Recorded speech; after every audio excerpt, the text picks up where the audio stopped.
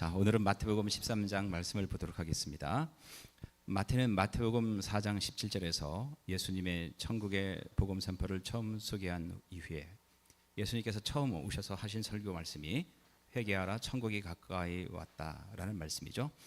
5장에서 7장까지에서는 가르침으로, 8장 9장에서는 기적으로 하나님 나라 사역을 소개했으며 10장에서는 갈릴리를 중심으로 한 제자들의 하나님 나라 선포 사역을 소개했다. 그렇다면 예수님과 제자들의 하나님 나라 선포에 대한 이스라엘의 반응은 어떠했는가? 11, 12장에서 하나님 나라 복음에 대한 이스라엘의 반응은 기대되는 바와 달리 전반적으로 부정적이었다. 이런 상황에서 그러니까 제자들은 어떤 생각을 했냐면은 메시아가 오셨고 하나님 나라가 가까이 왔다고 선포를 했을 때 수많은 사람들이 받아들일 줄 알았는데 오히려 굉장히 많은 유대인들이 부정적인 반응을 보였다는 거죠. 이런 상황에서 13장은 그와 같은 다양한 반응들이, 부정적인 것들이 대부분인 그런 반응들이 하나님 나라의 본질적 속성과 연관되어 있음을 밝히고, 특히 씨 뿌리는 자의 비유를 통해서 그 현상을 구체적으로 설명한다. 즉 하나님 나라 복음은 아무나 자동적으로 받아들일 수 있는 것이 아니며 한정된 사람들만 반응하여 열매를 맺을 수 있다는 것이다. 13장 1절 그날에 예수께서 집에서 나가사 바닷가에 앉으심에 큰 무리가 그에게로 모여들거늘 예수께서 배에 올라가 앉으시고 온 무리는 해변에 섰더니 예수께서 비유로 여러 가지를 저희에게 말씀하여 가라사대 씨를 뿌리는 자가 뿌리러 나가서 뿌릴새 덜어는 길가에 떨어지매 새들이 와서 먹어버렸고 농부가 씨앗을 사람들이 다니는 길에 일부러 뿌리는 일은 없을 것이다. 당시에는 마을에서 마을을 잇는 길이 대부분 밭을 가로질러 있었다. 그래서 밭에 뿌린 씨앗의 일부가 길에 떨어지기도 했다.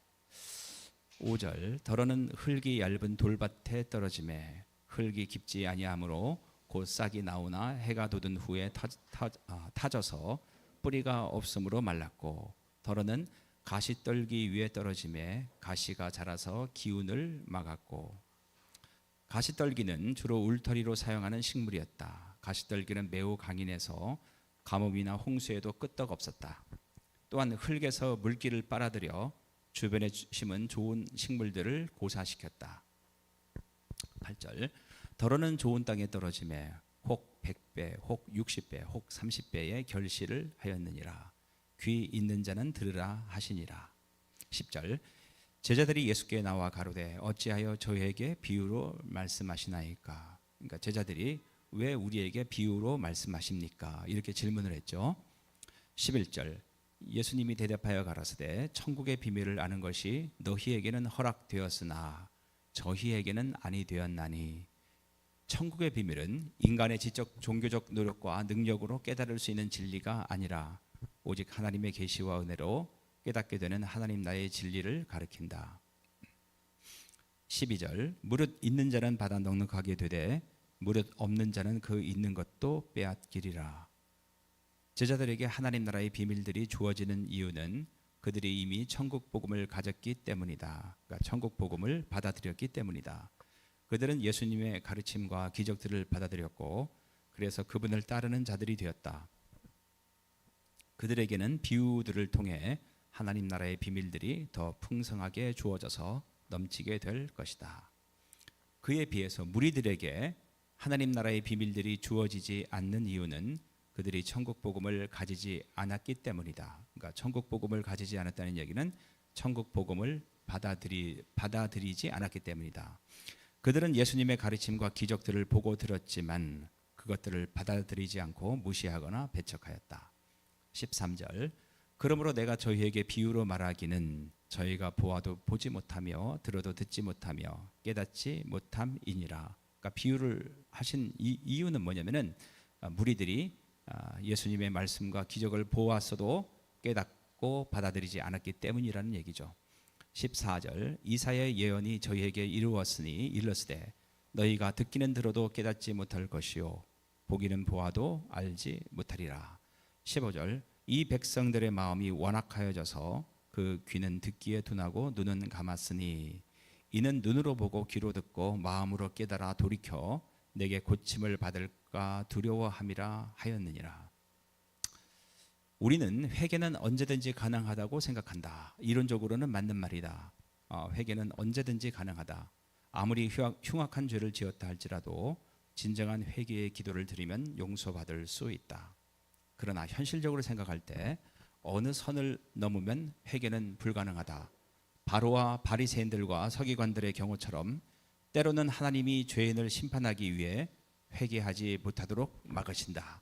이사야서 말씀을 다시 보면은 이 백성들의 마음이 완악하여져서 그 귀는 듣기에 둔하고 눈은 감았으니, 그죠? 이사야 선지자가 말씀을 전했음에도 불구하고 안 들었다는 얘기죠. 이는 눈으로 보고 귀로 듣고 마음으로 깨달아 돌이켜 회개해서 그 하나님께로 돌아올까 두려워함이니라. 우리 예상과는 전혀 다른 말씀이죠. 그러므로 회개는 기회가 있을 때 해야 한다. 나는 이 세상에서 충분히 놀다가 즐길 거 즐기고 죽을 때 회개해야지. 이제 그게 이론적으로는 맞지 않는다는 얘기죠. 회개의 기회가 항상 주어지는 것은 아니기 때문이다. 그러니까 회개라는 것은 사실은 성령께서 내 마음을 움직이셔야지 가능한 건데 어느 일정한 수준을 넘어가면은 그런 기회가 없어진다는 얘기예요. 16절 그러나 너희 눈은 봄으로 너희 귀는 들음으로 복이 있도다. 수많은 사람들이 예수님의 말씀과 기적을 보고도 반응하지 않았지만은 예수님의 제자들은 보고 듣고 돌이켜서 깨닫고 주님의 제자가 되었을 때 그런 사람들에 대해서는 예수님이 복이 있다고 말씀을 하시죠. 반면에 이미 예수님을 메시아로 영접한 제자들은 보는 눈을 가진 사람들이며 듣는 귀를 가진 사람들이다. 이러한 눈과 귀를 가진 것이 진정한 복이다. 17절 내가 진실로 진실로 너희에게 이르노니 많은 선지자와 의인이 너희 보는 것들을 보고자 하여도 보지 못하였고, 여기서 보는 것들이라는 것은 하나님의 나라죠. 하나님 나라가 임한 증거로 예수님께서 수많은 병자들을 고쳤고 기적을 베푸셨죠. 근데 수많은 예언자들은 그거를 보고 싶었지만 보지 못하였고, 너희가 듣는 것들을 듣고자 하여도 예수님의 말씀을 천국 복음을 듣고자 했지만은 듣지 못했다. 이사야를 비롯한 구약 시대의 많은 선지자들과 의인들은 메시아와 그분께서 성취하실 하나님의 나라를 보지도 못하고 듣지도 못하였다. 다만 예언만 하고 갈망만 했죠. 그들은 성취의 시대에 속하지 않았기 때문이다. 그런데 제자들은 메시아이신 예수님의 가르침과 기적을 통해 선포되는 하나님 나라의 실체를 지금 보고 듣고 있다. 이 말씀은 우리가 얼마나 큰 복을 받았으며 얼마나 큰 특권을 누리고 있는지 생각하게 한다. 구약시대 사람들이 그렇게 갈망했던 것들을 우리는 당연한 것으로 누리고 있다. 우리는 아무 가진 것이 없어도 이 사실 하나만으로도 하나님께 감사할 수 있어야 된다. 18절 그런즉 씨 뿌리는 비유를 들으라. 씨 뿌리는 비유의 해설을 듣는 사람들은 누구인가? 자, 씨 뿌리는 비유를 말씀한 것은 그 예수님이 말씀하셨을 때 들었던 사람들은 무리들과 제자들인데, 이 비유의 해석을 들은 사람들은 예수님의 제자들밖에 없었다는 거죠. 하나님 나라의 비밀이 허락된 자들 곧 제자들이다. 비유가 무리들에게도 주어졌지만 제자들에게만 비유의 해설이 주어진다. 이제 그들은 이 비유의 해설을 듣고 하나님 나라의 비밀을 깨달을 것이다. 19절 아무나 천국 말씀을 듣고 깨닫지 못할 때는 악한 자가 와서 그 마음에 뿌리온 것을 빼앗나니 이는 곧 길가에 뿌리운 자요. 그러니까 아까 씨 뿌리는 비유에서 길가에 떨어진 씨앗을 새들이 와서 먹어버렸다고 얘기했잖아요. 그게 뭐냐면은 그 천국 복음에 들었는데 깨닫지 못할 때는 악한 자 사탄이 와서 그 마음에 뿌리온 것을 빼앗는다는 얘기예요. 길가에 뿌려진 자는 복음을 듣고 깨닫지 못하는 자이다. 그러니까 왜 깨닫지 못하는가? 스스로 마음을 닫았기 때문이다. 이런 사람은 하나님 나라 복음을 들어도 듣지 못하고 보아도 보지 못한다. 복음이 자신을 변화시키지 못하게 마음의 문을 닫은 것이다. 지켜보던 악한 자가 와서 뿌려진 복음을 빼앗아 마음의 뿌리를 내리지 못하게 한다. 여기서 악한 자는 사탄을 말하죠. 빼앗다는 현재형 동사이며, 이제 과거라는 것은 과거에 일어났던 어떤 사건을 말하죠. 현재라는 것은 과거에도 있었고 현재도 있고 앞으로도 미래에 있을 것이다. 이제 그게 그러니까 시제가 현재라는 것은 일직선이라고 보시면 되고, 과거는 과거의 한 시점이죠. 그러니까 예를 들어서 나는 학교에 다닌다. 그러니까 오늘만 다니는 게 아니라 옛날에도 다녔고 지금도 다니고 앞으로도 다닐 거란 얘기예요. 그러니까 현재형 동사이며 사탄이 계속 복음을 빼앗는다, 이것을 강조하고 있다. 이런 사람에게는 사탄의 영향력이 계속된다는 뜻이다. 돌밭에 뿌리웠다는 것은 말씀을 듣고 즉시 기쁨으로 받되 그 속에 뿌리가 없어 잠시 견디다가 말씀을 인하여 환난이나 핍박이 일어날 때에는 곧 넘어지는 자요. 그러니까 그 이스라엘 땅에는 돌밭이, 그러니까 우리가 생각하는 자갈밭이 아니라 겉에는 그냥 흙으로 돼 있는데 밑에 그냥 암석이 돼 있는 거예요. 암석이 돼 있다 보니까 흙이 얇죠. 그러니까 뿌리를 깊이 내리지 못한다는 거죠. 이제 그 뿌리가 조금 자라다가 바람이 불고 뭐 폭풍이 지나가면 이제 뽑히는 거죠. 이런 사람은 예수님을 반쯤 따르다가 포기하는 자이다. 그러니까 하나님의 말씀을 듣고 기쁨으로 받았지만은 뿌리를 내리지 못하기 때문에 여러 가지 어려움이 있을 때 이제 포기한다는 거죠. 그들은 영원한 하나님 나라가 아니라 지금 이 순간 이곳에 소망을 두고 사는 자이다. 이 땅에 소망을 두고 사는 사람이라는 얘기죠.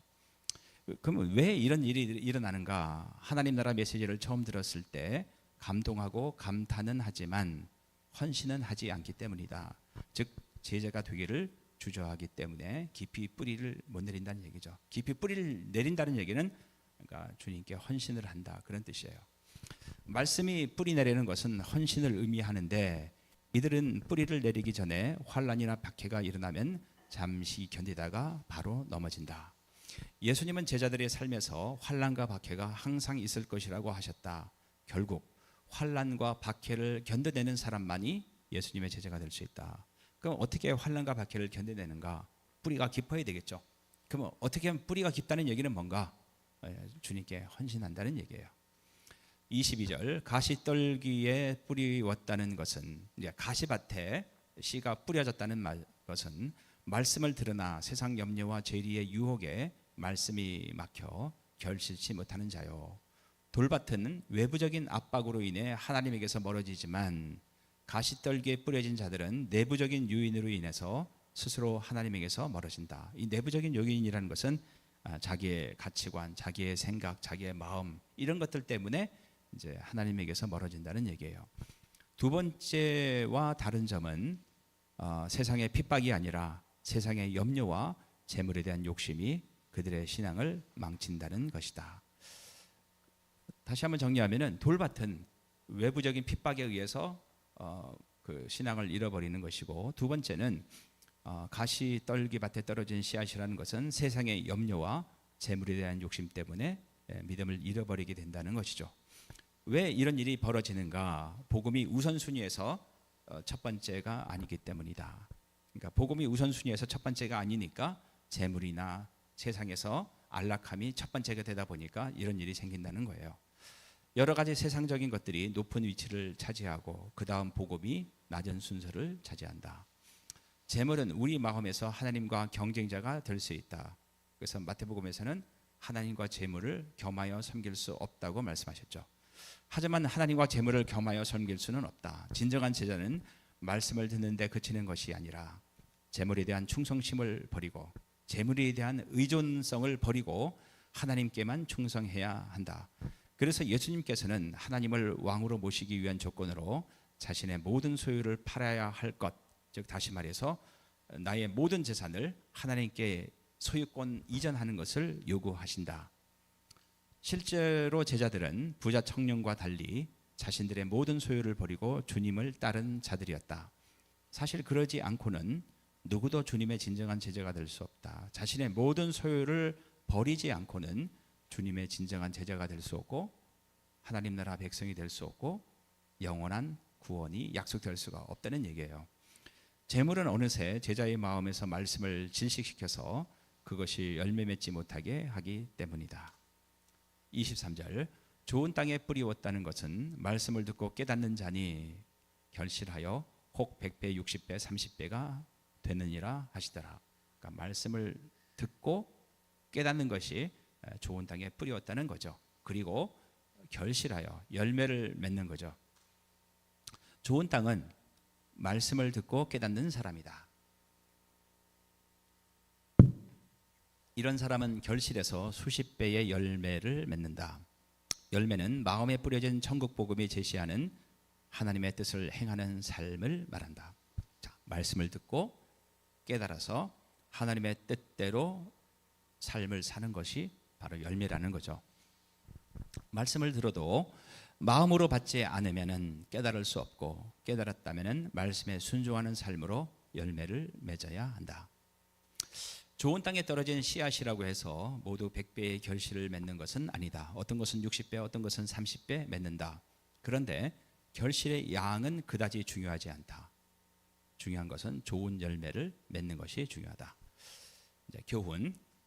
첫 번째, 비유는 드러낼 뿐 아니라 감추기도 한다. 비유는 두 가지 기능을 한다. 자, 어떤 사람에게는 드러내고 어떤 사람에게는 천국의 비밀을 감추는 역할을 한다는 거죠.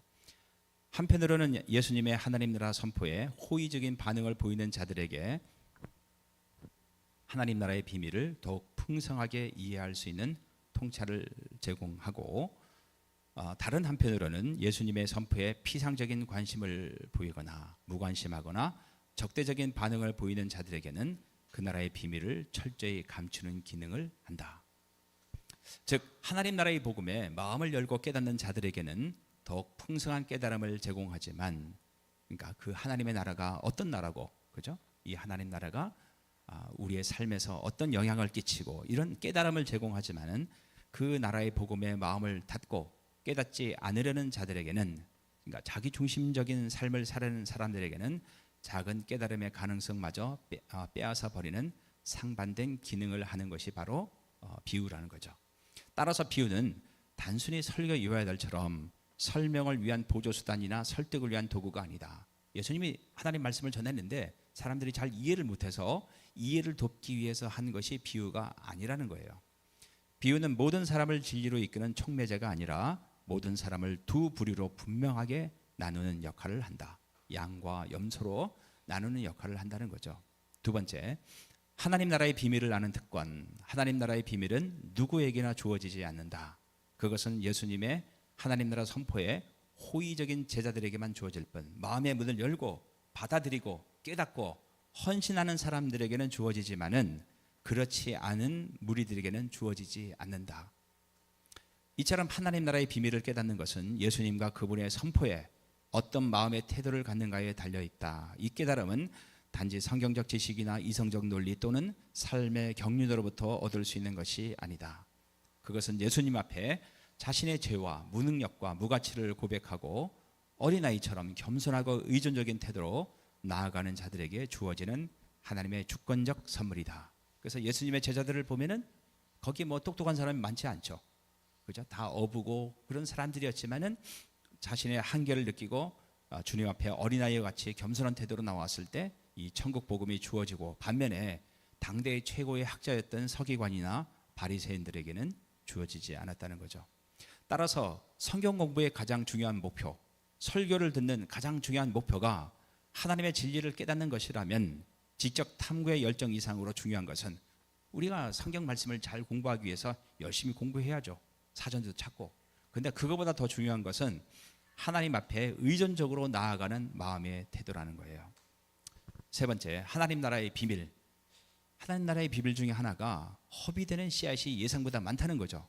4가지 밭 중에서 3가지 밭은 실패했잖아요. 그죠? 하나는 길가밭, 하나는 돌짝밭, 하나는 가시떨기밭. 그죠? 오로지 좋은 땅 하나만 이제 열매를 맺는다는 거예요. 하나님 나라 농사법에서는 세상 농사법과 달리 허비되는 씨앗이 예상보다 훨씬 많다. 이는 하나님 나라 복음 자체가 사람들이 받아들이기 어려운 요소들을 포함하고 있기 때문이다. 우리가 이제 마태복음 1장서부터 쭉 공부해 봤죠. 마태복음 5장, 6장, 7절 산상수를 보면서 여러분 어떤 생각이 듭니까? 세상 가치관은 정반대란 말이에요. 넓은 길이 아니라 좁은 길로 가다.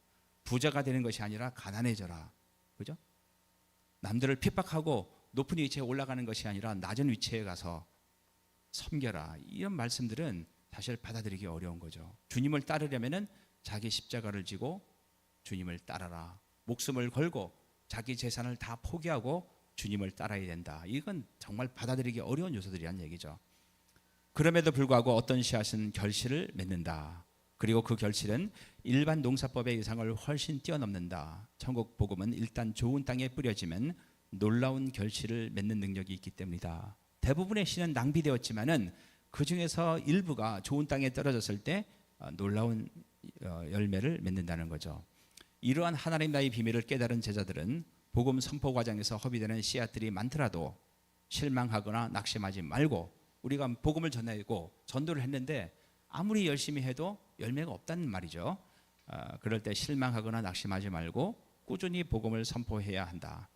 그렇게 할 경우 그 말씀은 반드시 열매를 맺을 것이다. 그리고 일단 열매를 맺기 시작하면은 마침내 예상을 뛰어넘는 놀라운 결실을 가져올 것이다. 30배, 60배, 100배. 사실 오늘날 복음을 선포해도 복음에 귀 기울이는 사람들을 만나기는 매우 어렵다. 대개는 길을 따라 뿌려진 씨앗처럼 복음에 아무런 반응도 보이지 않는다. 그렇다고 복음 선포를 중단해서는 안 된다. 아무런 반응도 없을 줄 알았는데 뜻밖에도가 중요해요. 우리의 예상과는 전혀 다르게 복음에 반응하는 사람들을 종종 만나기 때문이다. 복음을 선포하는 제자들의 소망이 바로 여기에 있다.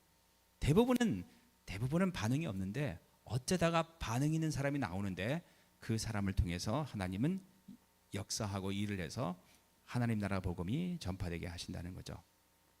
24절 예수께서 요거는 이제 새로운 이제 지금까지는 씨 뿌리는 자의 비유였단 말이야. 네 가지 밭이 나오는 거.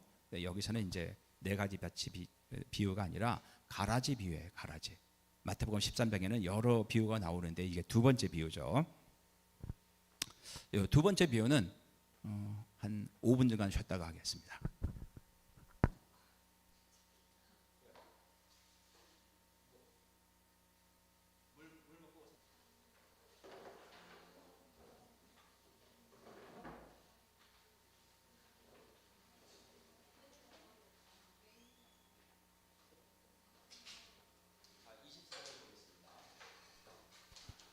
이게 되는가?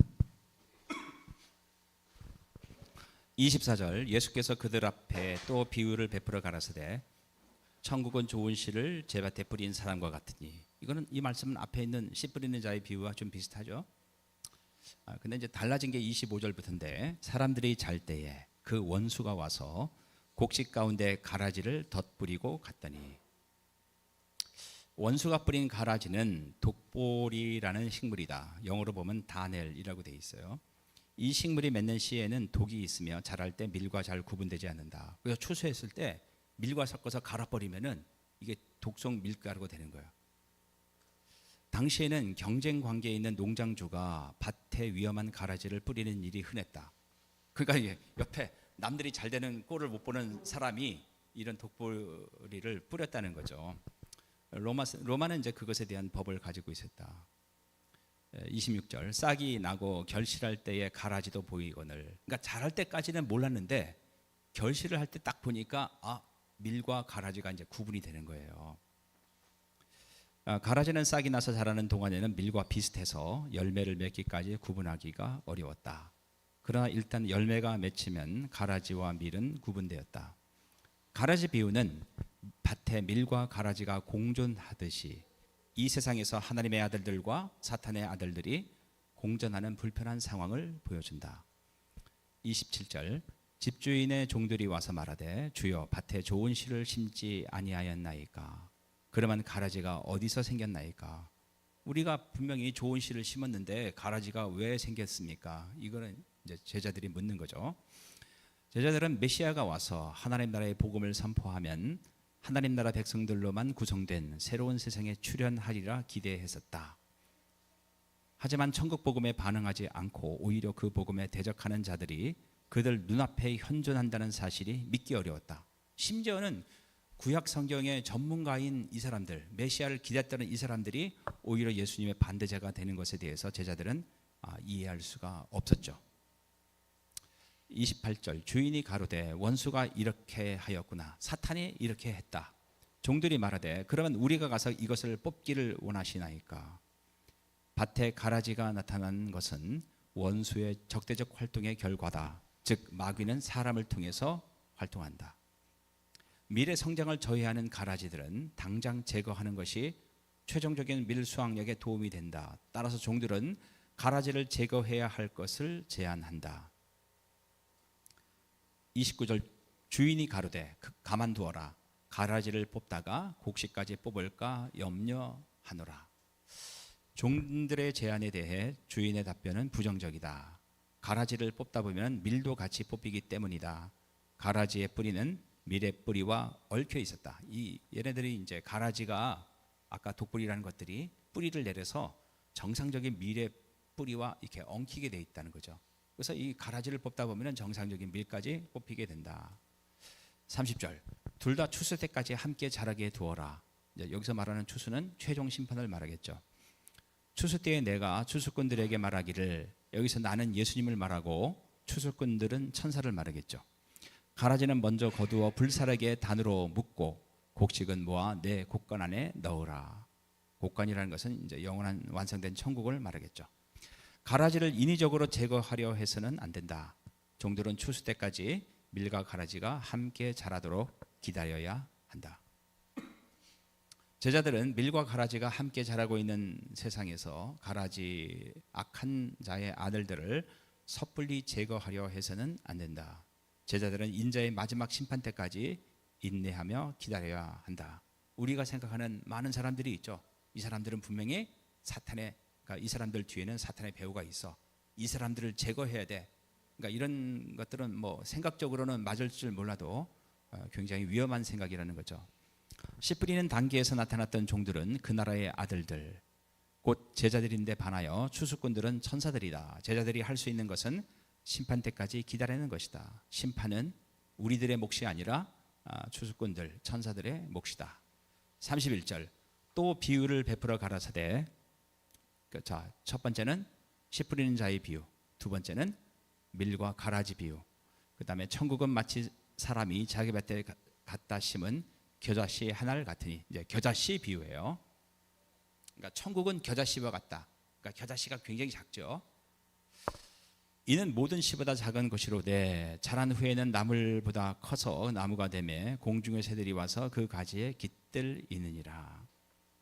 그 겨자씨 식물은 실제로는 나무가 아니라 그냥 그 다년생 식물이래요. 식물. 그러니까 풀 중에서 굉장히 뭐 3, 4m까지 커진다고 얘기를 하더라고요. 겨자씨가 생증하는 하나님의 나라는 그 시작 단계에서 사람들의 잘 띄지 않을 정도로 작다는 거죠. 작은 겨자씨가 자라서 나무가 된다는 것은 하나님 나라의 성장을 나타낸다. 굉장히 작게 시작하지만은 점점 커질 것이다. 하나님 나라는 그 처음 시작은 사람들의 눈에 잘 띄지 않을 정도로 작지만 그것은 사람들이 상상할 수 없을 정도로 자라서 마침내 거대한 나라가 될 것이다. 구약 성경을 보면은 이 새들은 주로 이방 사람들, 이방 나라들을 의미해요. 이 비유는 하나님 나라가 유대인들의 기대와는 전혀 다르게 시작되었음을 보여준다. 유대인들은 하나님의 나라가 매우 화려하고 극적으로 임할 것을 기대했다. 반면에 예수님은 하나님의 나라가 매우 미약한 형태로 아주 작게 시작될 것을 말씀하셨다. 아주 작은 겨자씨가 엄청나게 크게 자라는 것처럼 하나님의 나라도 범세계적인 영향력을 발휘할 만큼 크게 자랄 것이며 모든 인류를 포함할 것이다. 씨 뿌린 자의 비유, 그 다음에 두 번째는 가라지 비유, 그 다음에 겨자씨 비유죠. 그 다음에 네 번째는 이제 누룩 비유예요. 누룩 비유. 네 번째 비유가 천국은 마치 여자가 가루 서말 속에 갖다 넣어 전부 부풀게 한 누룩과 같으니라. 누룩은 이제 이스트를 말하죠. 우리 빵 만들 때 이스트 넣으면 이제 커지잖아요. 하나님의 나라는 요란하게 사람들의 관심을 불러일으키는 방식으로 오지 않는다. 그 나라는 오히려 누룩처럼 은밀한 방법으로 온다. 여러분 빵을 만들 때 이스트를 넣고 이렇게 지켜보세요. 빵이 부풀어 오릅니까? 부풀어 오는 게 보이지가 않아요. 보이지가 않으니까 근데 나중에 보면은 커져 있다는 거죠. 그러니까 하나님의 나라가 눈에 띄게 막 요란하게 성장하는 것이 아니라 전혀 보이지 않게 굉장히 은밀하게 조용하게 성장한다는 얘기예요. 또한 하나님의 나라는 바로 눈에 띄는 변화를 가져오지 않는다. 누룩이 은밀하게 온 반죽을 변화시키는 것처럼 하나님의 나라는 조용히 세상을 바꿔나갈 것이다. 정치적으로나 무력으로 뭘 바꿔가는 것이 아니라 아주 미약한 하나님의 제자들을 통해서 보이지 않게 세상이 바뀌어져 나간다는 얘기예요. 당장 변화가 보이지 않다고 낙심할 필요가 없다. 좋은 일은 시간이 걸린다. 우리 교회가 뭐 빨리 커져야 된다 이런 생각하지 마시고 내실을 기하고 하나님 말씀대로 하다 보면은 조금씩 자라게 된다. 34절 예수께서 이 모든 것을 무리에게 비유로 말씀하시고 비유가 아니면 아무것도 말씀하지 아니하셨으니 이 마태복음 13장에서 중심이 마태복음 13장 34절이라고 보시면 돼요. 마태복음 28장까지 있는데 마태복음 전체에서 중심이 13장이고 마태복음 13장의 중심이 34절이에요. 그러니까 이게 사실은 마태복음 전체를 구분하는 하나의 이제 구절이다 이렇게 보시면 돼요. 예수님은 무리에게 하나님 나라에 대해 충분히 선포했다고 생각하셨다. 여러분 그 마태복음 5, 6, 7장 그죠? 그다음에 뭐 8장, 9장 그다음에 제자들의 선포 8장 9장에서는 예수님의 기적을 베푸시고 5에서 7장은 말씀으로 하나님 나라를 선포하시고 그렇게 했음에도 불구하고 제자들이 제자들이 아니라 무리가 변화가 없단 말이에요. 예수님은 무리에게 지금까지 하나님 나라에 대해서 충분히 선포했다고 생각했다. 이제 무리들이 사람들이 결정해야 될 때가 되었다. 예수님을 하나님 나라 왕이신 메시아로 영접하든지 혹은 거부하든지 해야 한다. 이제 무리가 더는 잘 알아듣지 못하도록 비유로 말씀하시는 것은 그들의 결단을 촉구하기 때문이다. 34절은 13장 안에서도 중심점이다. 1절에서 33절에서는 예수님께서 무리에게 집중하셨지만 이 말씀 이후 36에서 52절에서는 제자들에게 더 집중하신다.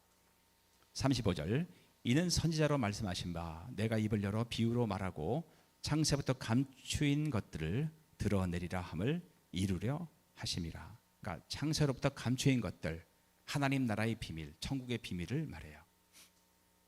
36절 이에 예수께서 무리를 떠나사 집에 들어가시니 제자들이 나와 가로되 밭의 가라지의 비유를 우리에게 설명하여 주소서.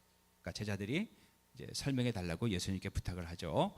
37절 대답하여 가라사대 좋은 씨를 뿌리는 이는 인자요 예수님이고 밭은 세상이고 좋은 씨는 천국의 아들들 제자들 우리 믿는 사람들을 말하고 가라지는 악한 자의 아들들이다. 세상은 하나님 나라와 사탄을 추종하는 세력이 대립하여 갈등을 빚는 곳이다. 세상에서 벌어지는 영적인 싸움은 매우 치열하다. 그 누구도 중립을 지킬 수 없는 곳이다.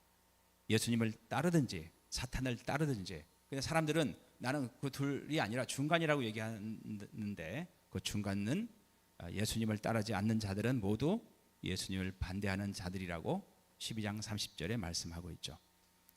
39절 가라지를 심은 원수는 마귀요 추수 때는 세상 끝이요 추수꾼은 천사들이니 마귀는 예수님이 하시는 일을 끊임없이 방해한다.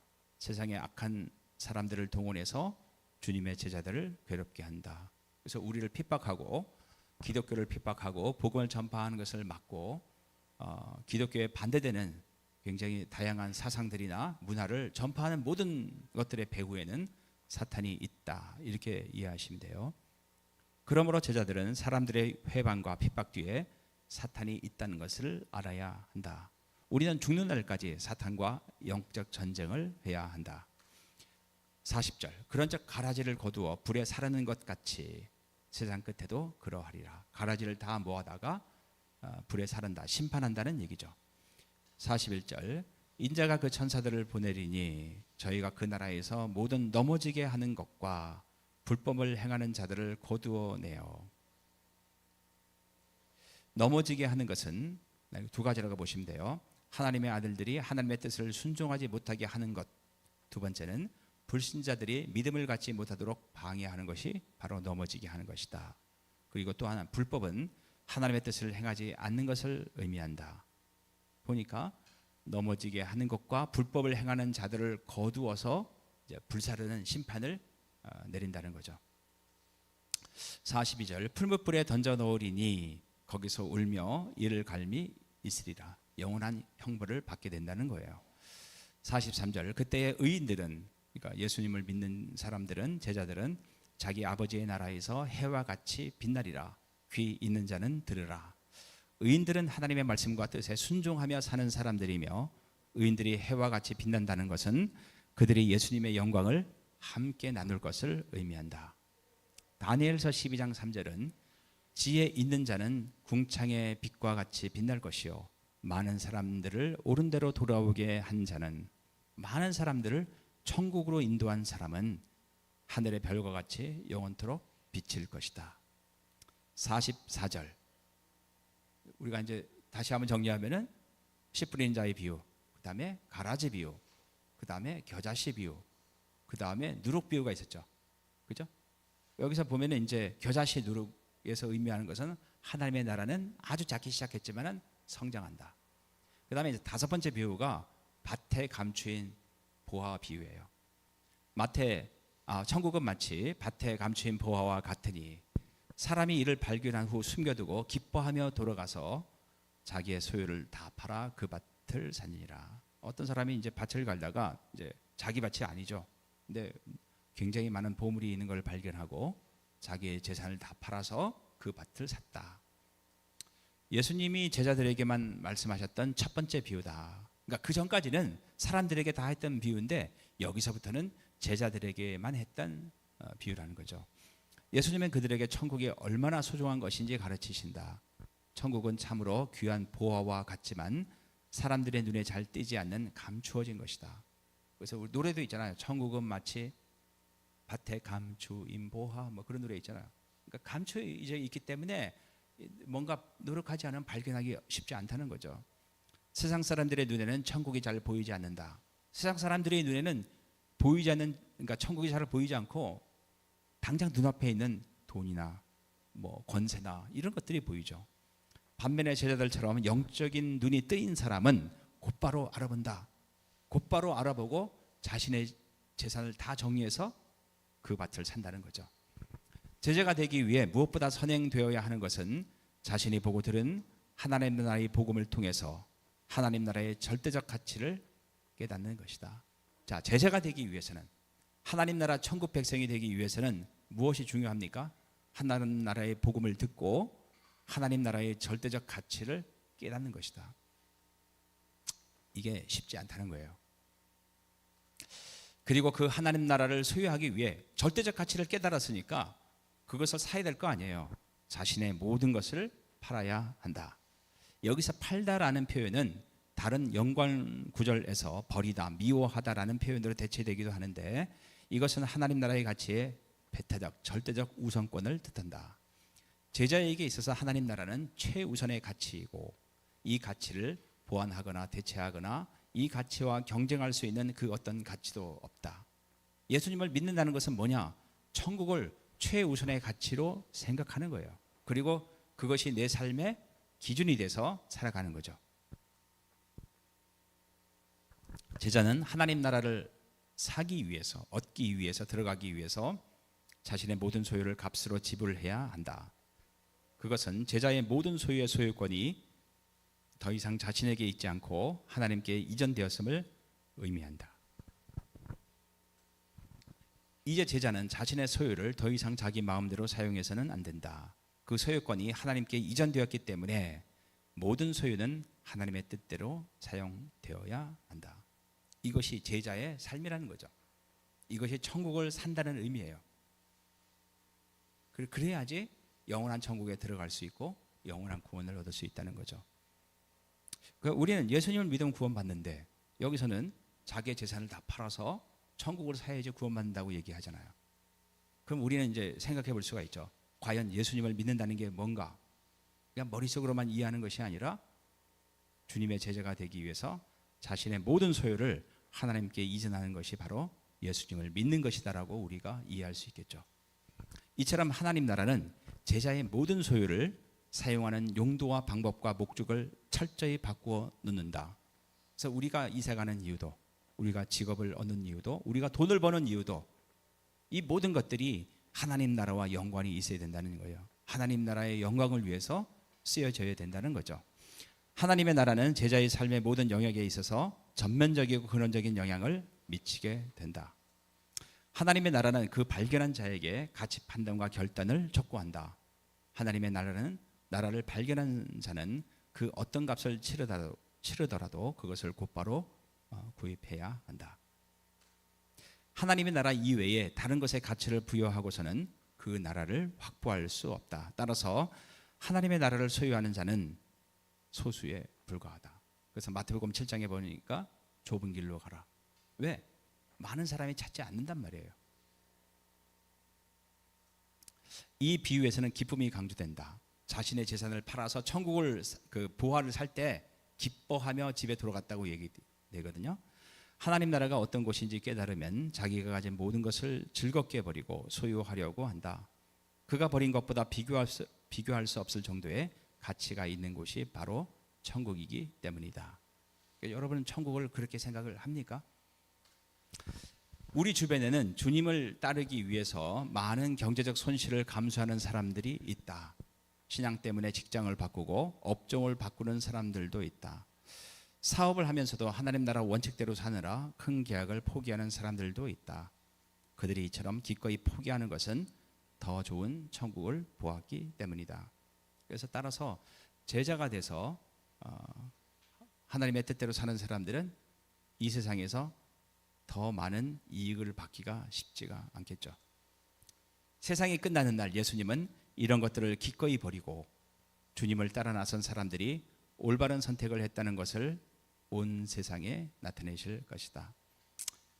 나중에 천국에 가서 예수님이 인정을 해 주시겠지만은 우리가 제자의 삶을 살 때 이 세상에서 많은 손해를 볼 때 세상에서 인정받기는 결코 쉽지가 않겠죠. 45절 또 천국은 마치 좋은 진주를 구하는 장사와 같으니. 예수님이 제자들에게만 주신 두 번째 비유다. 이 비유는 바로 앞에 나온 보화 비유와 강조하는 바가 거의 같다. 귀한 것이 있기 때문에 자신의 모든 것을 팔아서 그 귀한 것을 산다는 거예요. 차이가 있다면 보화 비유는 가난한 농부의 이야기였지만 이 비유는 부유한 보석상의 이야기라는 점이다. 고대 사회에서 진주는 오늘날 가치와는 비교가 안 될 정도로 매우 값진 보화였다. 지금의 가치보다 훨씬 비쌌다는 거죠. 비유에 등장하는 상인은 농부와 달리 좋은 진주들을 열심히 구하러 다니는 적극적인 태도를 갖는다.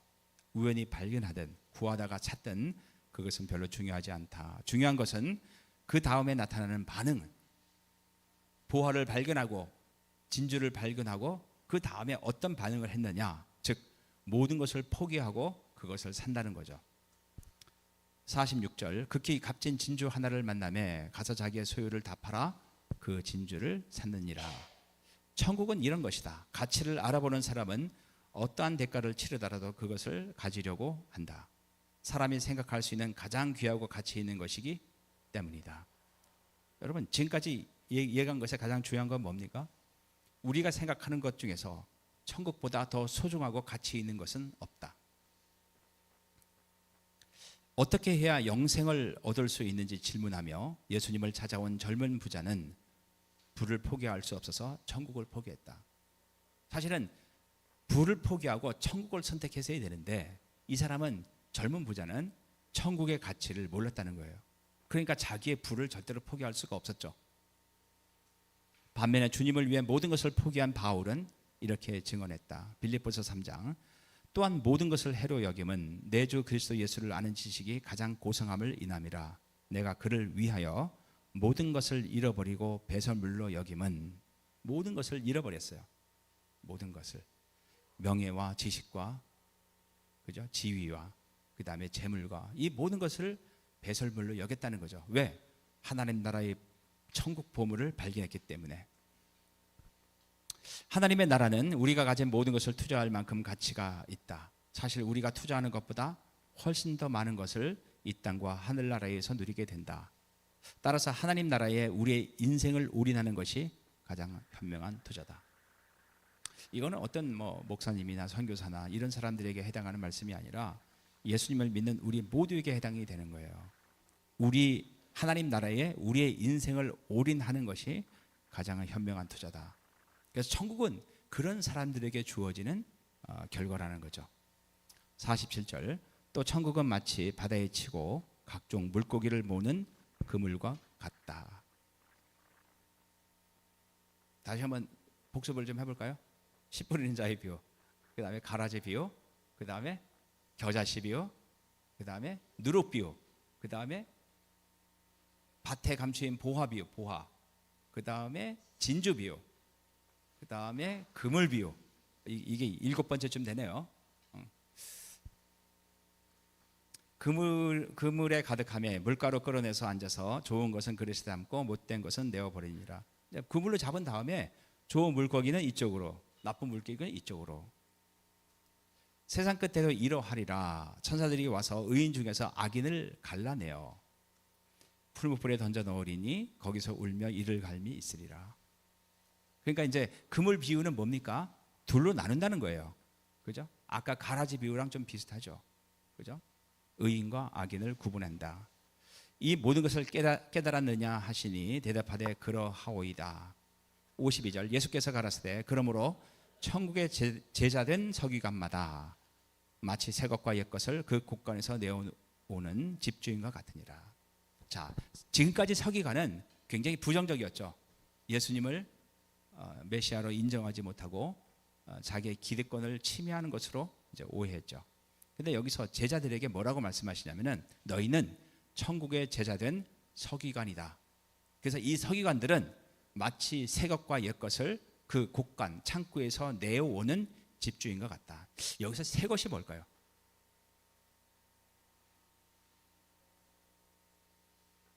서기관은 성경을 가르치는 사람이거든요. 그죠? 예수님의 천국 복음을 새 것이라고 하고 예수님의 천국 복음을 포함한 신약 성경 전체, 옛 것이라는 것은 모세의 율법을 포함한 구약 성경 전체. 그러니까 우리가 제자들이 이제 서기관, 진짜 올바른 서기관이 천국의 서기관이 돼서 구약과 신약을 가지고 하나님 나라의 천국 보물, 천국 비밀을 잘 알려줘야 된다. 그런 뜻이에요. 서기관은 율법을 해석하고 가르치는 일을 하는 사람이다. 제자들은 앞으로 천국의 서기관 역할을 하게 될 것이다. 우리가 율법을 가르치고 하나님의 말씀을, 천국 복음을 잘 가르치는 사람들이 이제 우리의 역할이라는 거죠. 천국의 서기관인 제자들은 무엇을 가르쳐야 하는가? 예수님께 받은 천국의 비밀을 사람들에게 가르쳐야 한다. 이 과정에서 새 것과 옛 것을 모두 꺼내어서 가르쳐야 된다. 천국의 비밀을 가르쳐야 되는데 무엇을 가지고 가르쳐야 되는가? 옛 것과 새 것. 새 것은 예수님이 선포하신 하나님 나라의 복음을 포함한 신약이며 옛 것은 율법과 선지자인 구약을 의미한다. 그래서 우리가 마태복음을 통해서 예수님의 복음이 무엇인지 하나씩 배워가고 있죠. 더 깊게 공부하기 위해서는 이것이 바탕이 돼서 바울 서신을 포함해서 요한계시록까지 다 공부해야 돼요. 근데 이제 그것만 갖고 되냐? 부족하죠. 다시 구약으로 돌아가서 하나님의 비밀을 예언한, 하나님의 비밀을 깊숙이 설명하고 있는 구약들을 통해서 우리가 천국의 비밀을 더 풍성하게 이해하고 가르칠 수 있게 된다는 얘기예요. 53절, 예수께서 이 모든 비유를 마치신 후에 거기를 떠나서 고향으로 돌아가사 저희 회당에서 가르치시니, 여기서 고향이라는 것은 이제 나사렛을 말하겠죠. 저희가 놀라 가로되 이 사람의 지혜와 이런 능력이 어디서 났느뇨? 고향에 도착하신 예수님은 회당으로 가서 가르치셨다. 항상 하던 대로 하신 것이다. 이 회당은 아마도 예수님이 어렸을 때부터 다니던 회당이었을 것이다. 나사렛이라는 동네는 굉장히 작았기 때문에 아마 회당이 하나밖에 없었을 거라고 얘기를 해요. 그러니까 예수님이 어렸을 때부터 다녔던 회당이죠. 거기 가서 이 천국 복음을 말씀하신 거죠. 회당은 마을 중심에 있었으며 신앙생활과 사회생활의 중심이었다. 사람들은 안식일 외에도 늘 회당을 중심으로 모였다. 따라서 회당은 예수님께서 사람들을 만나는 중요한 장소였다. 이제 거기 가서 이제 천국 복음을 전하니까 그 동네 사람들이, 그죠? 동네 어른들이 이런 뭐라고 얘기를 하냐면은 이는 그 목수의 아들이 아니냐? 그 목수 요셉의 아들이 아니냐? 그 모친은 마리아, 그 형제들은 야고보, 요셉, 시몬, 유다라 하지 않느냐? 이 사람들은 아마 예수님의 어렸을 때 모습을 다 봤던 사람인 것 같아요. 그들은 예수님과 예수님의 가정사에 대해 상세히 알고 있었다. 그들의 눈에 예수님은 그 목수의 아들에 불과했다. 그 목수라며 정관사를 붙인 것으로 볼 때 예수님의 아버지 요셉은 나사렛의 유일한 목수였다. 그러니까 목수가 한 명밖에 없으니까 사람들은 다 알죠. 당시 목수는 나무뿐 아니라 벽돌도 다루는 건축업자였다. 그러니까 이 목수가 나무만 깎는 게 아니라 벽돌을 사서 집도 지어주고 그런 건축업자였다는 거죠. 56절, 그 누이들은 다 우리와 함께 있지 아니하냐. 그런즉 이 사람의 이 모든 것이 어디서 났느뇨 하고 예수를 배척한지라. 예수께서 저희에게 말씀하시되 선지자가 자기 고향과 자기 집 외에서는 존경을 받지 않음이 없느니라 하시고, 선지자가 자기 고향과 자기 집 이 밖에서는 다 존경을 받는다는 거예요. 근데 유일하게 못 받는 데가 어디예요? 자기 집과 자기 고향이라는 얘기죠. 가장 잘 아는 사람들에게 사역하기가 가장 어렵다. 여러 가지 편견과 선입견 혹은 가족사에 대한 익숙함 등이 부정적인 요소로 작용하기 때문이다. 사역자는 익숙한 테두리를 벗어나 새로운 환경에서 사역하는 것이 바람직한 경우가 많다. 58절, 저희의 믿지 않음을 인하여, 그러니까 나사렛에 있는 사람들이 예수님을 믿지 않음 때문에 거기서 많은 능력을 행치 아니하시니라. 다른 지역에서는 예수님이 수많은 병자를 고쳤지만은 자기의 고향 나사렛에서는 고치지 않았다. 교훈.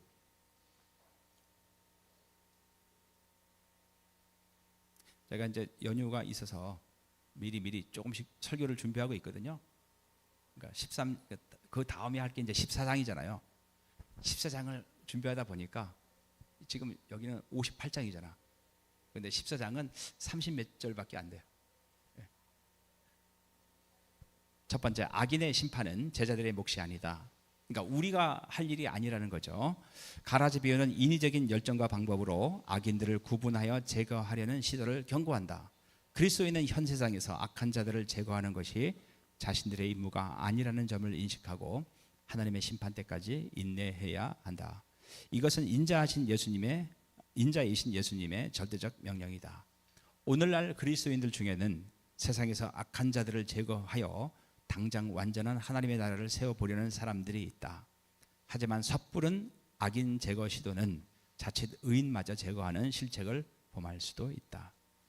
하나님께서는 의인 중 한 사람이라도 잃어버리는 것을 원하지 않으신다.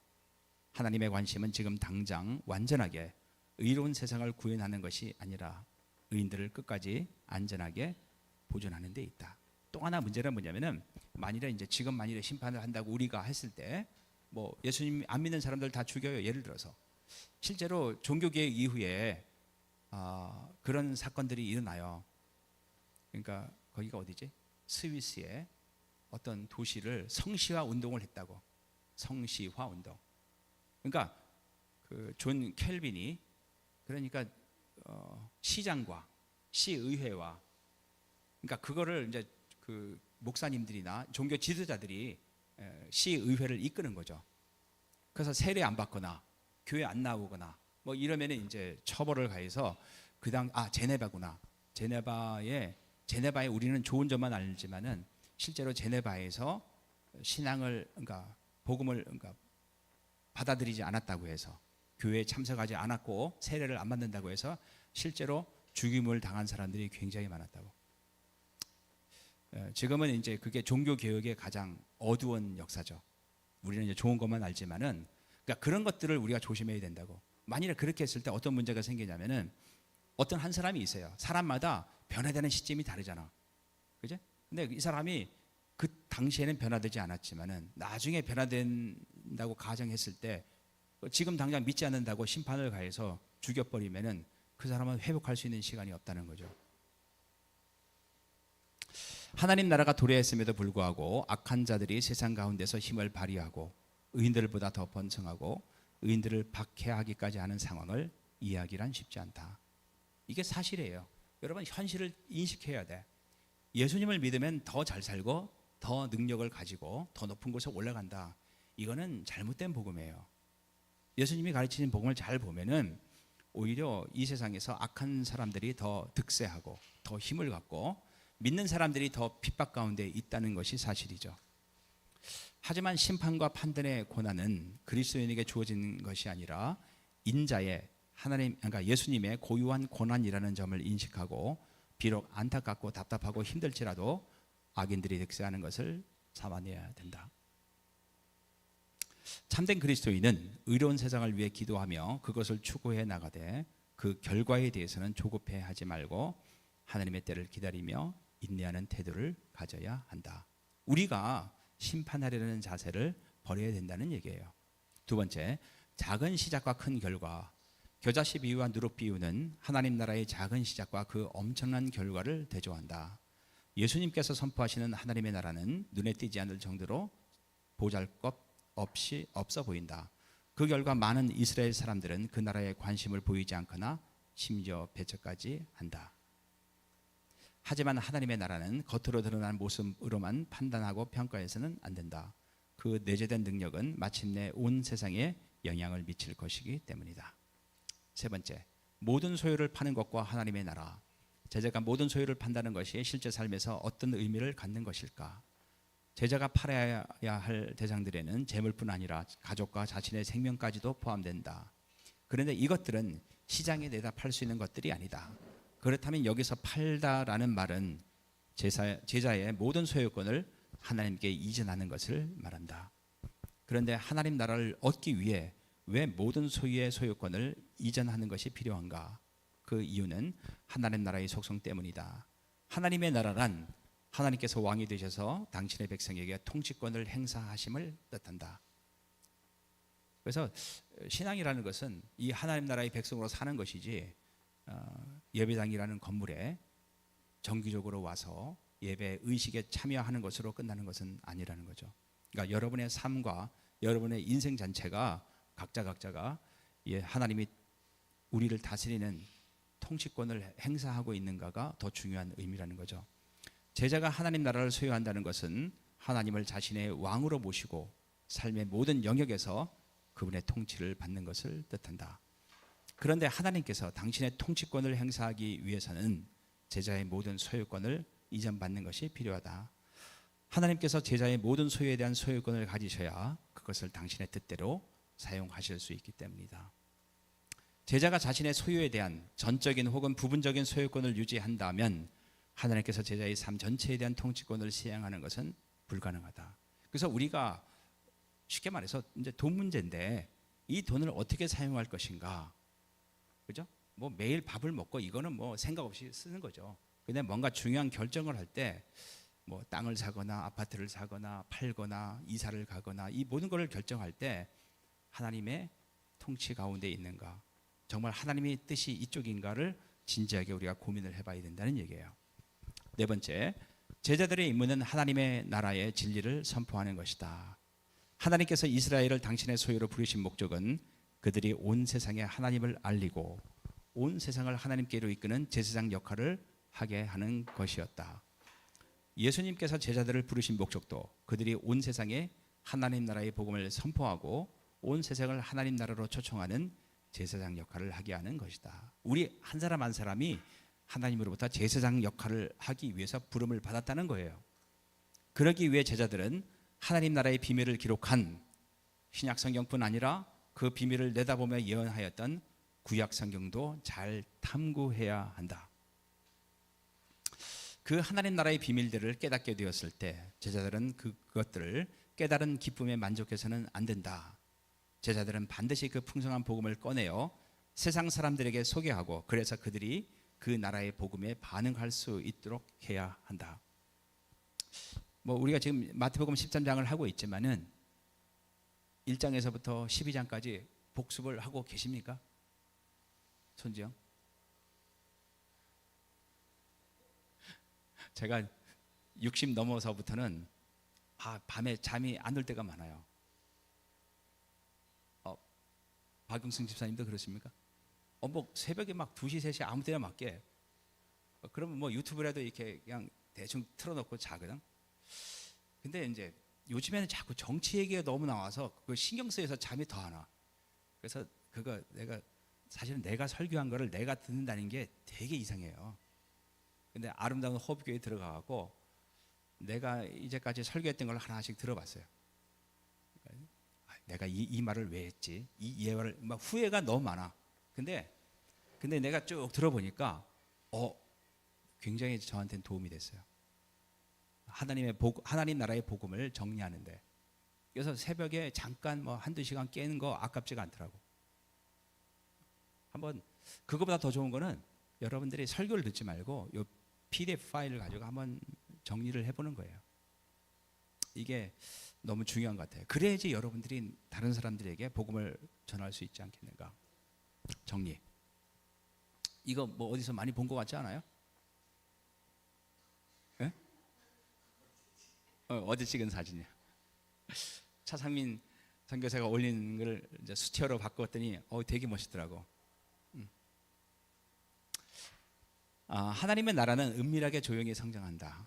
그래서 우리 교회 사역도 그래야 된다는 얘기죠. 마지막 심판 때까지 이 세상에 의인과 악인이 공존한다. 심판은 우리 몫이 아니다. 마지막 심판 때 주님은 사람들을 둘로 나눌 것이고 사람들은 각각 영벌과 영생의 운명을 맡게 될 것이다. 하나님의 나라는 한정된 사람들만 반응한다. 모든 사람들이 반응하는 게 아니기 때문에 그렇죠? 그래서 우리가 복음을 전하다가 뭐 대부분의 사람들이 부정적인 반응을 보이더라도 낭망할 필요가 없다. 하나님 나라에 들어가려면 먼저 하나님 나라의 절대적 가치를 알고 자신의 모든 소유를 팔아야 한다. 자신의 인생 전체를 드리지 않고는 누구도 주님의 제자가 될 수 없고 천국에 들어갈 수 없다. 여러분, 잘못된 복음은 뭐냐면은 자기의 인생 전체를 드리는 것은 목사나 선교사에게 해당되는 거지 일반 성도들에게는 해당되지 않는다. 그건 가짜 복음이에요. 성경을 잘 보시면은 자기의 인생 전체를 바치는 게 예수님을 믿는 거예요. 누구도 주님의 제자가 될 수 없고 천국에 들어갈 수 없다. 예수님을 믿는다는 것은 자신의 삶 전체를 드리는 것이기 때문이다. 근데 제가 살아보니까 제가 선교사로 갔을 때보다 그러니까 직업을 가지고 이렇게 복음을 증거하고 세상 속에서 사는 것이 훨씬 어려워요. 그래서 제가 여러분들을 충분히 이해해요. 직장 생활을 하면서 사업을 하면서 세상 안 믿는 사람들과 부딪히면서 천국 백성으로 산다는 게 보통 어려운 것이 아니다. 근데 그래도 우리는 그 길을 가야 돼. 그래서 천국 가면은 목사들보다 아마 여러분들이 훨씬 더 칭찬을 많이 받을 거예요. 왜? 그게 훨씬 더 어려우니까. 누구에게나 회개의 문은 열려 있지만 회개의 기회가 항상 주어지는 것은 아니다. 복음을 듣고 깨닫지 못하면, 반응하지 못하면, 헌신하지 못하면 그 복음을 사탄이 빼앗아간다. 그래서 여러분들이 이제 우리 교회를 다니고 있지만은 교회를 다니는 것이 중요한 게 아니고 이 복음을 깨닫고 이 복음에 반응을 해서 삶 속에서 살아야 된다는 얘기예요. 근데 이제 교회만 다니고 전혀 헌신과 뭐 뿌리내림과 이런 것들이 없다면은 그 중립적인 그 신앙을 사탄이 빼앗아 간다는 거죠. 그래서 교회 오래 다니는 것이 결코 자랑이 못 돼요. 차라리 늦게 믿어서 열정적으로 하나님께 헌신하다가 살다가 죽는 게 훨씬 더 낫지. 구약의 예언자들이 예언했고 기대했고 갈망했던 하나님의 나라를 지금 우리는 누리고 있다. 역사상 우리보다 더 많은 복을 받은 사람들은 없다. 알겠어요? 수많은 선지자들이 메시아 시대를 꿈꿨고 메시아의 말씀을 듣고 싶어 했고 그 하나님 나라에 속하기 싶어 했지만은 그들은 예언만 하고 죽었단 말이에요. 근데 우리는 그런 시대에 살고 있다고. 우리는 잘 못 느끼겠지만은 성령이 우리 안에 계시고 성령의 능력이 우리 안에 있음에도 불구하고 우리는 세상 속에서 세상 가치관과 세상의 조류에 휩쓸려서 늘 허덕이면서 산다고. 정말 우리가 축복을 받은 사람임에도 불구하고 그 가치를 못 느끼면서 사는 것이 우리의 가장 큰 불행인 것 같아요. 많은 복을 받았다는 것은 그만큼 더 큰 책임이 주어졌다는 것을 의미한다. 그래서 여러분들이 신앙생활이라는 것은 가정을 잘 돌보고 주일날 교회 오고 행복하게 살다가 천국 가는 게 아니라는 거예요. 하나님 나라를 위해서 내가 어떤 부르심이 있는지 고민을 해봐야 된다는 거죠. 복음의 귀를 기울이고 관심을 갖고 깨닫고 헌신하는 사람을 만나는 것은 매우 어렵다. 여러분 사역을 해보세요. 한 사람의 제자를 건지는 것이 얼마나 어려운가. 하지만 복음에 반응하는 소수의 사람들을 통해서 하나님의 나라는 놀랍게 성장한다. 이것이 우리가 복음 전파를 중단하지 않아야 할 이유다. 끝났네. 기도하겠습니다. 하나님 아버지 감사를 드립니다. 저희들이 밭에 감춘 보화를 발견한 농부처럼, 진주를 발견한 보석상처럼 하나님 나라의 절대적 가치를 발견하고 우리의 모든 것을 팔아서 모든 것들을 하나님께 이전해서 천국을 소유하고 천국 백성으로 살기를 원합니다. 주님, 저희들의 마음을 지켜주시고 또한 하나님께서 우리를 부르신 목적이 천국의 제사장으로서, 서기관으로서 이 복음을 전파하기 위해서 불러싸운 즉 우리가 하나님 나라를 전파하는 것이, 하나님 나라를 이 땅에 세우는 것을 우리 인생의 가장 중요한 목적으로 알고 살아갈 수 있도록 도와주시옵소서. 예수님의 이름으로 기도했습니다.